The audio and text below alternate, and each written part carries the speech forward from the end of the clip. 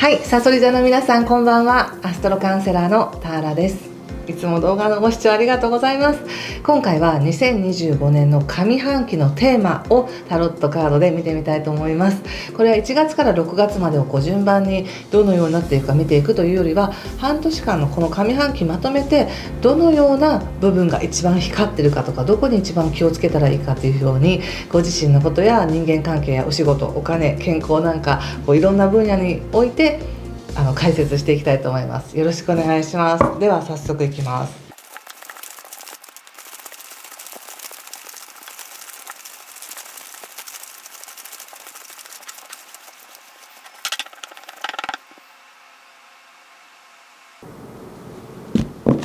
はい、じゃあ一緒に見てみましょう。いつもと違うスプレッドになりますので、少し無言にならせていただきますね。はい。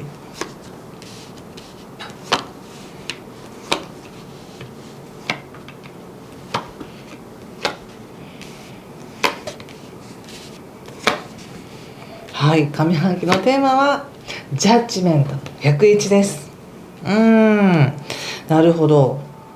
まず少し星の話もさせていただきたいんですけれども、やはり2025年の前半っていうのはこの2024年後半にね経験していたような、何か見えないところから恩恵が届くよとか、自分の価値が知らないところで上がってるよとか、信頼が増すよとかっていう形で、目に見える現実世界のことよりも見えない世界、心理学もそうですし、スピリチュアルなこともそうですし、何か裏方でやってることとか、そういったことが非常に強調されて、その結果の恩恵として自分が他者からの評価が上がったり、気づかないところで誰かからサポートされてたりとかっていうような感じなんですね。でも現実には実際は自分が誰かの介護をしたりとか、面倒を見たりとかサポートをするっていうことも多かったのかもしれません。でこれまだ2025年の前半もこの運がありますので、おそらく見えないところで皆さん自身の、サソリ座さん自身の必要なパイプっていうものを作っていくんじゃないかなと思うんですね。必要なパイプっていうのは人それぞれ違うと思うんです。例えば人間関係においてこの人との関係をもっと深くって思っている方は、そういった2人の関係性においての深い信頼関係とか、深い愛情とか、そういったものが強くなるでしょうし、またはもっと精神性を高くしたいとかね、現実世界のことよりも自分の内側の心のこの充足感とか、そういったものを増やしたいという方は、そういう見えないものを学んだり、いろんなワークをしたりとか、スピリチュアルなことを学んだりっていうことで、少し精神世界のことに興味を持つ方もいらっしゃるでしょうし、人それぞれね、どの分野が広がるかなんですけれども、その上で少し動きが出てくるかなと思うのは、やはり3月4月ぐらいですかね。3月っていうのは日食がありまして、3月29日に。でこの辺りからサソリ座さんっていうのは生活が何か変わってくるなって感じがするんです。生活ともう一つやっぱり肉体的なことだったり、健康運っていうものにもしっかり向き合っていくのかなっていう感じがします。これは星で見てもそうですし、今カードで見てもそんな感じがします。特に4月18日からはね、火星というバイタリティも自分の社会っていうところに入ってくるので、何か新しい世界に挑戦していくみたいな、そして働き方が変わるとか、日常生活が変わるっていうこともあるかもしれませんね。後半になると、もう今まで培ってきた自分の徳っていうものが土台にあって、何か上にもっと華やかなものを咲かしていくとか、今までの努力が実を結ぶよとか、違う世界というものが見えてくるのが、2025年の後半なんですね。なので言い方を変えれば、この前半の間にどのような自分が自分のためになる努力をするかによって、後半の行動範囲が変わるっていう感じがしますね。はい、そしてカードで見た時に、まずご自身のことって言った時に、自分のところでその吊るし人の逆位置が出てるっていうのは、なんだか動きたいんだけど動けないんだとか、身動きが取れないんですっていうような感覚なのかもしれません。それがもしかしたら先ほど言った誰かのケアをしていて、自分のことよりも違う人のことのケアをしていて身動きが取れないんだということもあるかもしれないし、もしかしたらお体のこととか何か少し気になることがあって、あんまり無理はしたくないとかっていうのがあるかもしれません。ただどんな年もね必ずいい面や気をつけるところっていうのはあるんですけど、2025年前半っていうののエネルギーっていうのはなんとなくこの2024年の後半の引き続きの感じで、ここをしっかりと消化することによって春ぐらいから生活が変わるんだなみたいな感じがあるので、もしかしたら4月ぐらいまでっていうのはなかなか動きづらいというふうにご自身が感じてるかもしれませんね。そしてもう一つパートナーシップのことで言われているのはお月さんの逆ということで、すごく相手がどう思っているのかなとか、これからどうなるのかなって思っていた関係においては心配ないよって感じで言われてるんです。ご自身が心配するような不安なことっていうのは起きるわけじゃなくて、相手の状況が確定していなかっただけで、決して何か悪いことが起こるということではなく、むしろ安心材料が増えてくるっていう感じですね、上半期は。そしてやはり一番強く、星でも強く言われているこの見えない世界のことに関しては非常に恩恵があり、不可能を可能にする力っていうものを笹谷さんはしっかりと今のこの体感を使って、今の出来事を通してしっかりと自分の中で温めてるんだなって感じがします。自分不可能を可能にする力で、それはどんな力かって言ったら、粘り強く頑張る力だったり、他者のことを思いやる力だったり、誰かを愛する力だったりっていうものを温めているっていう感じがしますね。そして学びとかね、勉強っていうところに行くと、言ってみるとこれは長い期間、2024年の、11月20日までの間に学んできたこと、自分が得たことっていうものがしっかりと身について、ここから何かそれを生かしていきたいなみたいな流れがあるかもしれません。勉強や資格に関してはとてもいいですね。とてもレベルが高いって感じがします。レベルが高い。なのでもし皆さんが「いや私全然まだまだなんですよ、分かってませんよ」っていうのは、相当高いレベルの中で分かってないって言ってるのかもしれないなっていうぐらい、ここまで学んできたことっていうのはすごく確かなものだし、高度なものなんじゃないかなって思います。そして家の中のことって言った時に、何かやはり全部がまだ揃ってないんですみたいな感じがあるんですね。なのでもしかしたらやっぱり家の中での変化っていうのがちょうどね、この2024年の11月後半ぐらいから出てきて、家が変わるからなのか、自分の意識も変わったり、自分の意識が変わるからなのか、家のことが変わったり、たまたま家族の中での変化があったので家が変わったのかみたいな、それは何がどっちが先かは分かりませんが、何かしら大きな進化があったことにより、まだ自分自身がそれを受け入れきれてないというか、心の準備がまだあんまりできてませんって感じがするんですね。なのでそれはじっくりと時間をかけて、2025年の前半をかけて自分の中で納得させていく、なじませていく、準備していくんだなっていう感じが出ています。そしてお仕事ってなった時に、ここで総論さんっていうのが出てるんですね。仕事に関しては、2025年の4月18日から先ほど言った稼ぐというものが社会運のところにやってくるので、じゃあなんか切り開いていこうとか頑張っていこうっていうのはあるんですけれども、おそらく仕事運という運勢があるとしてそして自分の持ってる技術や才能や経験があるとして、そして自分が持ち合わせてる元々の素質があるとしますよね。この3段階があるとしますよね。そしたらまず技術や知識に関しては全然 OK、 もう今のままで全然 OK ですっていう感じ。そして運もそんなに悪くはないんですね。ここからもっとちょっと色が変わってきて、もっともっと鮮やかになってきますが、前半の部分っていうのはそこまで仕事運だけが光ってるわけじゃないんですね。でも仕事運が光ってなかったとしても、でも4月18日以降は自分の気力で切り開いていくよっていう感覚があるんです。そしてご自身のもともと持ってるその気質っていう部分では、なんかそこをね、もうちょっと耕したいんだみたいな感じがあるんですね。なのでもう少し自分の健康を定着させたいとか、もう少し何でもそうですね、健康もこの健康法いいわと思って、じゃあ実践してみようってなっても3ヶ月半年1年って続けて、ようやくそれが本当に自分の身になるみたいな感じなので、少し時間がかかるんですよね。なんかそんな感じで2025年の前半は自分の体力や健康運とか体のことをコツコツとやっていきますみたいな感じがあるんですよね。なので仕事のために無理をするとか、がむしゃらに頑張るっていうよりは、体を優先する、自分自身を優先するっていう部分から、仕事に対してそこまで自分が頑張りきれないというなんか後ろめたさや申し訳なさみたいなものを感じているのかもしれません。それはご自身がそう感じたくて感じてることで、絶対それを感じなくてはいけないわけではないので、後ろめたさとか罪悪感っていうものはすごく自分自身にとってはマイナスになるので、別に感じなくてもいいとは思いますよ。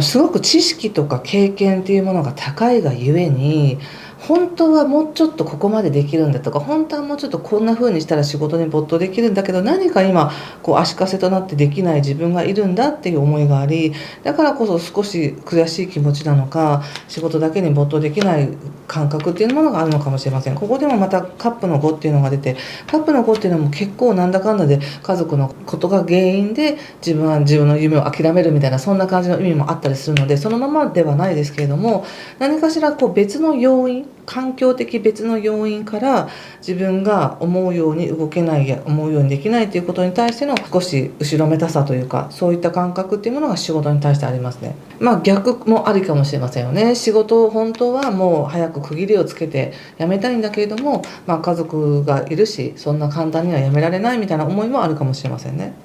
これあくまでも前半で見てますから。そして出会いとか人間関係って言った時に、まず1対1の人間関係に関してはそんな心配することないよっていうふうに言われているので、どうなるのかな、もう来年はどうなってるのかなっていう心配に関しては、少しずつその心配の霧が晴れてくるよっていうふうに言われています。そしてもっと恋愛とか楽しいレジャーとかっていうものに関しては、突然やってくるよねって感じで言われてるんですよね。で、おそらくこれは特に5月25日以降が強いんですけれども、逆を言うならば5月25日までっていうのは、自分のその喜びとかチャレンジとか恋愛楽しむとかレジャーみたいなところに少し責任みたいなのが乗ってたので、自分のその責任を果たさなければ遊べないとか、もっとこうでなければ自分は楽しんでいけないんだみたいな、そういった無意識の自分を制限する力っていうものがあったんですが、それが外れてくるんですよね、5月25日以降。なのでもっと喜びというものが自分の人生に与える大きさっていうか恩恵っていうものを感じるんだと思います。突然これは入ってきます。で、逆を言うと5月25日以降っていうのは、もっと自分の体っていうのを大事にしなくちゃいけないんだとか、こんな風に自分の体と付き合っていかなきゃいけないんだとか、時間っていうものがあるならそれをどのように有効に使っていこうかみたいな形で真面目に日常を作っていくっていう流れがあるんですね。ここにも出てます、それが。真面目に日常を作っていく。で、真面目に日常を作ってるからこそ瞬発的にすごく楽しめる感じがあります。そしてお金のことはとてもいいです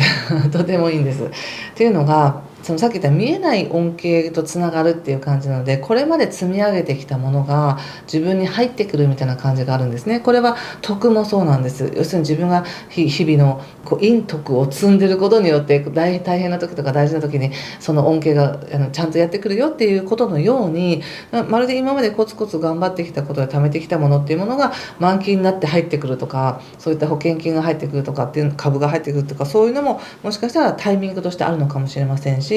たまたま何か生前なんちゃらみたいな感じで親の何かを引き継ぐということもあるかもしれませんし、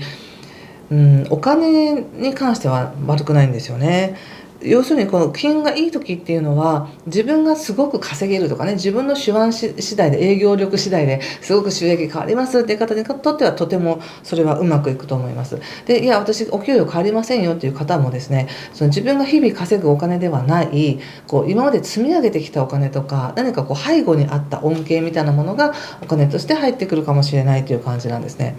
これとてもいいと思いますよ。そして全体を通して気をつけることとして言われているのが、ちゃんと自分の中のルールというかね、自分のマイルールっていうよりも信念みたいな、道徳心とか信念とか親から教えられてきたこととか、自分が信じてきたこととか、そう自分の在り方みたいなものをしっかり保っておくことで難なく前半過ごせますよというふうに言われているんです。そして一番大事なこのオラクルっていうのがジャッジメントの逆なんですね。ジャッジメントっていうのは、ここまで頑張って頑張ったからようやく何か達成するのかどうなのかっていった時に、逆位置っていうのは今まで自分が甘く期待していたものっていうものはその期待通りではないんだっていうメッセージなんです。で、特にそれがお仕事のところで出そうなので、何か仕事に対して自分が期待していたりとか、これ期待っていうのはあれなんですよね。自分が思ってるほど自分がすごいアプローチしてとかではなく、自分がなんか例えば上司が分かってくれるかないつかとか、きっと私これで何年目だからきっと次は自分だなみたいな勝手に期待していたことに関してはその期待通りにはいかないかもしれませんっていうふうに言われてるんですね。ですからこう自分でなんか掴み取っていくみたいな強欲さというか、なんかそういうものがないと自然と与えられるっていう感じではないです。なので何をご自身が期待していたのか、無意識的にね自動的に与えられるであろうと何を期待していたのか、そしてその期待がなくても自分自身でどのように日常を作っていけるのかっていうのがテーマなんだなって思いました。その中でねやっぱりその人との強い信頼っていうのは確実に構築していけてますから、グループとか団体とかもいいですよ。女帝の逆なので非常に甘やかというか優しくされるなみたいな感じがあります。本当は1対1の関係でもっと深く掘っていきたいって思ってらっしゃると思うんですけど、グループも悪くない、1対1も悪くないです。ただ1対1の関係性においてはもっと仲良くなりたいけどちょっと遠慮してるみたいな感じもありますけどね。これあくまでもテーマなので、私が思う一番大事な部分っていうのはやっぱり内側の自分自身の気づきが大きいなっていうところなんです。2025年の上半期は。なので現実世界とか外の世界で見るとさほど変わってないように思えたり、もしくは自分の中で期待していたものに関してはそうじゃなかったんだぐらいの感じあるかもしれませんが、でもそのことを通して自分が無意識的に他者に主導権を委ねていたり、淡い期待を持っていたものっていうものを自分で自覚して自分の力で現実を作っていくんだっていうふうにシフトしていくっていうのが一番の大きなテーマだなって思いました。でそうなってくるとパートナーとの関係も生かされてくる。安心してね信頼っていうのをもっともっと強くしていける。そしてお金に関してはもうまさにこのタイミングでの運がありますっていう感じで言われています。はい、ということで、お金に関してはちょっとね3月の2日から4月13日だけはね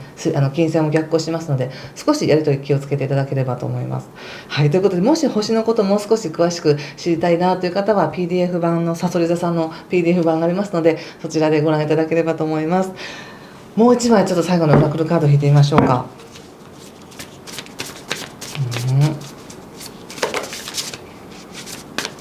さそり座さん、日常を作っていく力が強いんですね。はい、このカードが出ましたがいかがでしょうか。何かしら皆さんもご自身の直感でねメッセージ受け取ってみてください。ソウルフルなんとかかんとかそうだね、やはり何が自分にとって大事なのかっていうのを変わりそうですよね。この絵ってすごく面白くないですか。蝶のねふわふわした蝶とそしてたくさんの金貨っていうものが天秤にかけられていて、でも蝶の方が重きが大きいんだなって感じじゃないですか。なので何かご自身の中でこれまでのね経験値は高いわけですから、やってきたこととか求めてきたものよりももっともっと深い何か大事なものっていうものに気がついて、それが心に響いてくるっていうかね、何か大きな気づきになるんだなって。だからやっぱり見えないものの世界、見えない世界の中での気づきがとても豊かな上半期だなと思いました。ということでここまでにしておきます。最後までご視聴ありがとうございました。ぜひ素敵な気づきがありますように。失礼します。